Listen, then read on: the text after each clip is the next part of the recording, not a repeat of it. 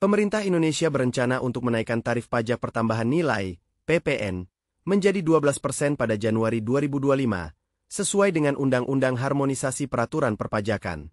Namun, rencana ini telah memicu berbagai reaksi dari pengusaha dan ekonom yang khawatir akan dampak negatif terhadap perekonomian, terutama bagi masyarakat kelas menengah ke bawah. Respons pengusaha. Dampak pada daya beli. Pengusaha, termasuk Ketua Umum Asosiasi Produsen Serat Benang Filamen Indonesia, APSI, Retma Gita Wirawasta, memperingatkan bahwa kenaikan PPN akan mengganggu cash flow perusahaan dan menambah beban biaya di seluruh rantai produksi. Hal ini berpotensi mengurangi daya beli konsumen, yang saat ini sudah lemah. Penurunan konsumsi. Sinta Wijaya Kamdani, Ketua Umum Asosiasi Pengusaha Indonesia, APindo, menyatakan bahwa kebijakan ini dapat menekan konsumsi domestik, yang sangat penting untuk pertumbuhan ekonomi. Penurunan konsumsi dapat menyebabkan penurunan produksi dan bahkan pemutusan hubungan kerja, PHK, di sektor-sektor tertentu. Protes dan penolakan. Muncul berbagai petisi dan protes di media sosial menolak kenaikan PPN. Sentimen negatif terhadap kebijakan ini sangat kuat, dengan 79% responden menunjukkan ketidaksetujuan. Partai Buruh juga mengancam akan melakukan mogok massal jika kebijakan ini tidak dibatalkan. Saran untuk penundaan. Ekonom seperti Muhammad Faisal dari Center of Reform on Economics, CORE, merekomendasikan penundaan kebijakan ini agar tidak mengganggu pertumbuhan ekonomi yang lebih tinggi. Ia mencatat bahwa barang-barang yang paling terkena dampak adalah produk konsumsi kelas menengah, yang menyumbang 84% dari total nilai konsumsi. Kesimpulan. Meskipun pemerintah tetap berpegang pada rencana untuk menaikkan PPN menjadi 12%, banyak pihak meminta agar kebijakan ini ditinjau kembali. Mereka khawatir bahwa dampaknya akan lebih merugikan daripada menguntungkan, terutama dalam konteks pemulihan ekonomi pasca pandemi dan tingginya tekanan inflasi yang sudah dirasakan oleh masyarakat. Kenaikan pajak pertambahan nilai, PPN, menjadi 12% yang direncanakan mulai berlaku pada Januari 2025 telah memicu reaksi negatif di kalangan konsumen. Berikut adalah beberapa poin penting mengenai respons mereka terhadap kebijakan ini. Penurunan daya beli. Kekhawatiran terhadap harga. Banyak konsumen khawatir bahwa kenaikan PPN akan langsung berdampak pada harga barang, terutama kebutuhan pokok. Hal ini dapat menyebabkan penurunan daya beli masyarakat, yang sudah dalam kondisi tertekan akibat inflasi dan biaya hidup yang tinggi. Perilaku menunda belanja. Konsumen cenderung menunda pengeluaran mereka, dengan beberapa bahkan mengancam untuk melakukan boikot terhadap pembelian barang. Ini terjadi karena mereka merasa tidak mampu menanggung beban tambahan dari kenaikan harga akibat PPN. Respon masyarakat. Petisi penolakan. Munculnya petisi yang menolak kenaikan PPN menunjukkan ketidakpuasan masyarakat. Mereka menuntut pemerintah untuk membatalkan rencana tersebut, mengingat dampaknya yang dianggap merugikan bagi kehidupan sehari-hari. Efek domino. Beberapa pengamat ekonomi menyatakan bahwa jika konsumen menahan belanja, hal ini bisa menciptakan efek domino yang lebih besar, mengganggu roda perekonomian secara keseluruhan. Penurunan konsumsi dapat menyebabkan penurunan produksi dan berpotensi memicu pemutusan hubungan kerja di berbagai sektor. Protes dari kelompok buruh. Ancaman mogok kerja. Kelompok buruh juga menunjukkan penolakan yang kuat terhadap kenaikan PPN. Mereka mengancam akan melakukan mogok nasional jika kebijakan ini tidak dibatalkan, karena dinilai akan memperburuk kondisi ekonomi masyarakat kelas bawah. Kesimpulan. Secara keseluruhan, reaksi konsumen terhadap rencana kenaikan PPN menjadi 12% sangat negatif, dengan banyak yang merasa bahwa kebijakan ini akan semakin membebani mereka di tengah kondisi ekonomi yang sudah sulit. Penundaan atau pembatalan kebijakan ini menjadi harapan banyak pihak untuk menjaga daya beli dan stabilitas ekonomi. Kenaikan tarif pajak pertambahan nilai, PPN, menjadi 12% yang direncanakan mulai Januari 2025 diperkirakan akan memiliki dampak jangka panjang yang signifikan terhadap industri manufaktur di Indonesia. Berikut adalah beberapa dampak utama yang diantisipasi. Point 1. Peningkatan biaya produksi.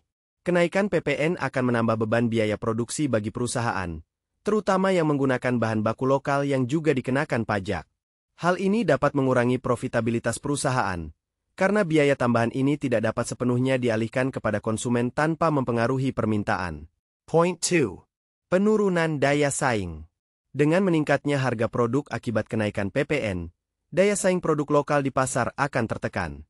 Produk impor yang mungkin tidak dikenakan PPN dalam beberapa kawasan berikat bisa menjadi lebih menarik bagi konsumen, sehingga mengalihkan permintaan dari produk domestik.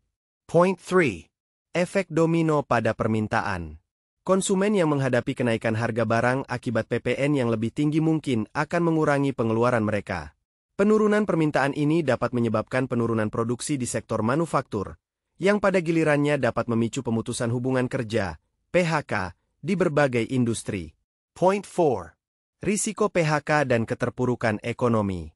Kenaikan PPN dapat memperburuk kondisi pasar tenaga kerja, dengan potensi meningkatnya PHK akibat tekanan pada penjualan dan keuntungan perusahaan. Ini berpotensi menciptakan siklus negatif di mana PHK lebih lanjut menurunkan daya beli masyarakat, yang kemudian memperburuk permintaan. Point 5. Krisis cash flow. Perusahaan-perusahaan mungkin mengalami masalah cash flow karena harus membayar PPN yang lebih tinggi atas bahan baku sebelum menerima pembayaran dari penjualan produk akhir. Ini dapat menyebabkan kesulitan finansial bagi banyak pelaku industri, terutama usaha kecil dan menengah, UKM. Point 6. Ketidakpastian investasi. Ketidakpastian mengenai dampak jangka panjang dari kenaikan PPN dapat menghambat investasi di sektor manufaktur. Investor mungkin menjadi lebih berhati-hati dalam menanamkan modal mereka jika mereka merasa bahwa kondisi pasar akan memburuk akibat kebijakan ini. Kesimpulan. Secara keseluruhan, kenaikan tarif PPN menjadi 12% berpotensi membawa dampak negatif yang luas bagi industri manufaktur Indonesia, mulai dari peningkatan biaya produksi hingga risiko PHK dan penurunan daya saing produk lokal. Pemerintah disarankan untuk mempertimbangkan kembali kebijakan ini atau memberikan insentif untuk mendukung sektor-sektor yang paling rentan sebelum menerapkannya secara penuh. Ada beberapa alternatif yang dapat dipertimbangkan oleh pemerintah Indonesia untuk meningkatkan pendapatan negara tanpa harus menaikkan pajak pertambahan nilai, PPN, menjadi 12%. Berikut adalah beberapa strategi yang diusulkan oleh para ekonom dan pengamat. Point 1. Meningkatkan basis pajak. Perluasan basis pajak.